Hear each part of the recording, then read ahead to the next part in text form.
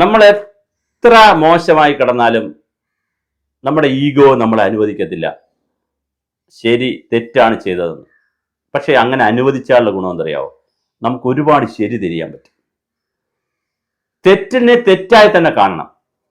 ഗോവിന്ദ മാഷ് ഇന്നിപ്പോ എന്താ പറയുന്നത്? ഒരു CPM കാരനും സ്വർണം കക്കൂല എന്ന്. ഒരു CPM കാരനും സ്വർണം കക്കാതെയാണോ സ്വർണം കക്കുന്നതിന് കൂട്ടു നിന്നിട്ടുള്ള പത്മകുമാർ അകത്ത് കിടക്കുന്നത്? എത്ര പ്രാവശ്യം ജാമ്യത്തിന് ശ്രമിച്ചു, കൊടുത്തില്ലല്ലോ കോടതി.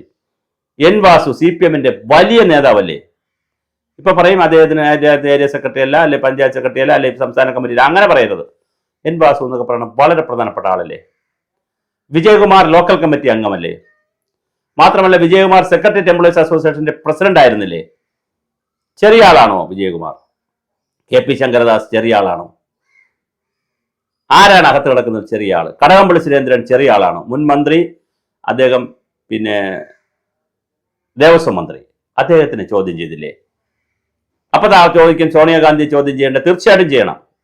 സോണിയാഗാന്ധിയെ പലവട്ടം കണ്ടു. ആരാണ് കാണിച്ചത്? താങ്കൾ ആ പ്രസ്താവന പറയുന്നത്. താങ്കൾ പറയേണ്ടത് CPM-ലെ 3-4 പേർ ഇതിനകത്ത് ചെന്ന് പെട്ടിട്ടുണ്ട്. ഇനിയും ആരെങ്കിലും ചെന്ന് പെട്ടിട്ടുണ്ടോ എന്ന് SIT കണ്ടുപിടിക്കട്ടെ. ഈ ചെന്നുപെട്ടവരെ ഞങ്ങൾ പുറത്താക്കും.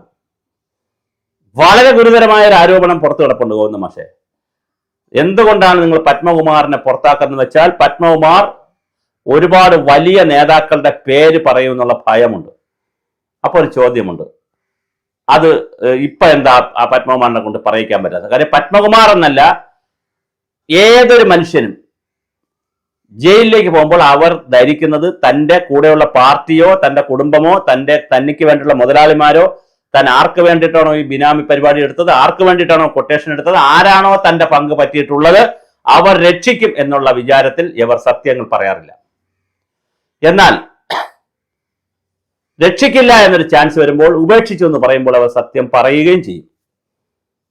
എന്താണ് പത്മകുമാർ മനസ്സ് തുറക്കാത്തത്? മനസ്സ് തുറന്നാൽ ഒരുപാട് ആളുകൾ അകത്താകുമെന്നുള്ള ഭയമുണ്ടോ CPM-ന്? ഇല്ലെങ്കിൽ പത്മകുമാറിനെ എന്തുകൊണ്ടൊന്ന് മാറ്റി നിർത്തിക്കൂടാ?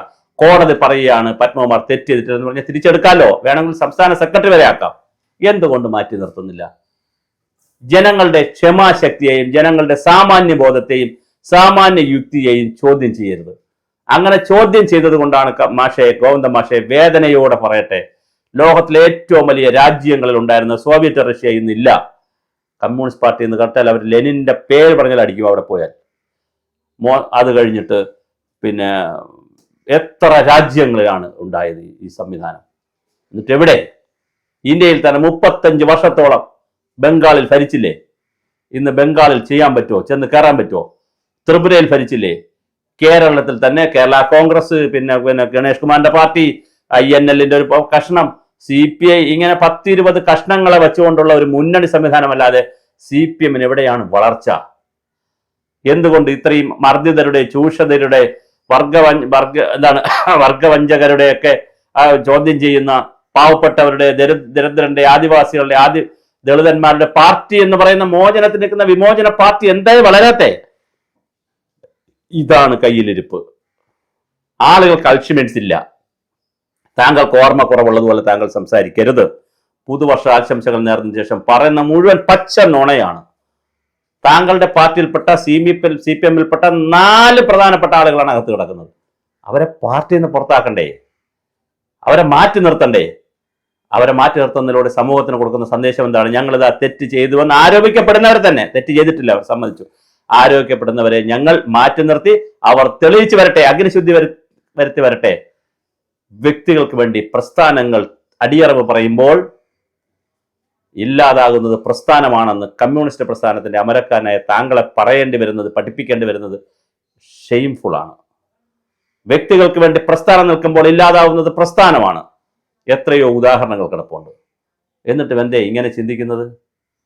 3-ാം ഊഴം വേണം, 4-ാം ഊഴം വേണം, ഇന്ത്യ മുന്നണി വേണം, ഇന്ത്യയിലെ മതേതര ജനാധിപത്യ ഇടതുപക്ഷ സഖ്യത്തിന്റെ ചാമ്പ്യന്മാരാവണം, എല്ലാം കൊള്ളാം, വലിയ വലിയ ആഗ്രഹങ്ങളാണ്. പക്ഷെ ജനങ്ങൾ വോട്ട് ചെയ്യണം. ജനാധിപത്യത്തിൽ ജനങ്ങളുടെ ഇച്ഛാശക്തി, അവരുടെ മേധാശക്തി ഉണ്ടല്ലോ, അവരുടെ വേറെ ശക്തി ഉണ്ട് അവർക്ക്, അതിനെ ചോദ്യം ചെയ്യരുത്. അവർ പൊട്ടന്മാരല്ല. ഇന്നലെ വരെ നിങ്ങൾ CPM-ന്റെ സംസ്ഥാന സെക്രട്ടേറിയറ്റ് കമ്മിറ്റി കൂടുന്നവരെ പറഞ്ഞു ശബരിമല ഞങ്ങളെ ബാധിച്ചില്ല, ശബരിമല ബാധിച്ചില്ലേ? പത്തനംതിട്ടയിൽ നിങ്ങൾ എങ്ങനെയാണ് പിറകിലോട്ട് പോയത്? 12 നഗരസഭയിൽ BJP തോറ്റങ്ങൾ ഏറ്റവും കൂടുതൽ വോട്ട് പിടിച്ചിരിക്കുന്ന ആരാണ്? ഓരോ മണ്ഡലങ്ങളും BJP എങ്ങനെയാണ് ഇത്രയും വോട്ട് പിടിക്കുന്നത് ഇവിടെ കയറി പോകുന്നത്? കോൺഗ്രസ് എങ്ങനെയാണ് ഇത്രയും വോട്ട് പിടിച്ചത്? 19 സീറ്റ് പാർലമെന്റിൽ കോൺഗ്രസ് എങ്ങനെയാണ് അന്ന് പിടിച്ചത്? അയ്യപ്പനല്ലായിരുന്നു കാര്യം. 57 എങ്ങനെയാണ് അധികാരത്തിൽ വന്നത്? 50 തീവെപ്പിന് ആളുകളെ കണ്ടുപിടിച്ചു തരാമെന്ന് പറഞ്ഞിട്ടില്ലേ 57 ഹിന്ദുക്കളെല്ലാം കൂടി മാസമായിട്ട് വന്ന് വോട്ട് ചെയ്തത്? മന്നത്ത് പപ്പനാമന്റെയും ആർ ശങ്കറിന്റെയും ഒക്കെ ആഹ്വാനം കൂടെ കൊണ്ട്. ഇതെല്ലാം സത്യമാണ് മാഷേ. അപ്പോൾ നിങ്ങൾ കമ്മ്യൂണിസ്റ്റ് ആവുക, നിങ്ങൾ വൈരുദ്ധാത്മക ഭൗതികവാദി ആവുക, നിങ്ങളുടെ സ്വരാജിനെ പോലെയുള്ള ആളുകളെ പറഞ്ഞു പഠിപ്പിക്കുക. മാളികപ്പുറത്തമ്മയുടെ കണ്ണുനീര് കൊണ്ടാണ് പ്രളയം ഉണ്ടായെന്ന് പറഞ്ഞ് ഹിന്ദുക്കളുടെ തോളിൽ കയറാതിരിക്കുക. നിങ്ങൾ ലോട്ടറി ടിക്കറ്റിനകത്ത് ശിവലിംഗത്തിൽ സ്ത്രീ യോനിയിൽ നിന്ന് രക്തം വീരുന്ന ചിത്രം വയ്ക്കാതിരിക്കുക. നിങ്ങൾ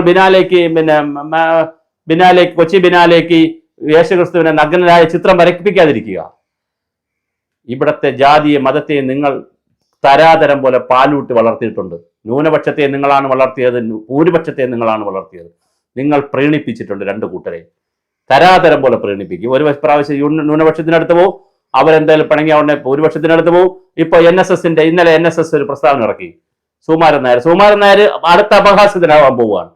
മറ്റൊരാൾ റെഡിയായി നിൽക്കുകയാണ്. വെള്ളാപ്പള്ളി നടേശൻ അപഹാസ്യത്തിനായി സമൂഹത്തിൽ നിൽക്കുകയാണ്.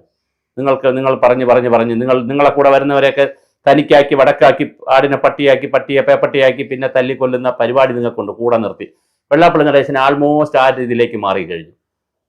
അടുത്ത് ഇന്നലെ വളരെ കൃത്യമായ ചോദ്യം റിപ്പോർട്ടർ ചാനൽ ചോദിച്ചപ്പോൾ വെള്ളാപ്പള്ളി പിന്നെ അത് വേറെ കലാപത്തിലേക്ക് പോയി, വഴക്കിലേക്ക് പോയി.